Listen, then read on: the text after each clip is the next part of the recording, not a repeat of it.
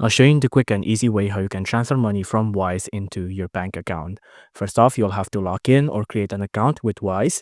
After that, click the send money button right there. And then you just have to type in the amount you'd like to transfer. So for example, on this image I have right now, I want to send about $1,000 to the European version. So I'm getting 1,000 euros, right? And then after that, you just have to click on continue on the bottom there. And then who are you sending this money to? So for example, it'll just be myself since it's my bank account, right?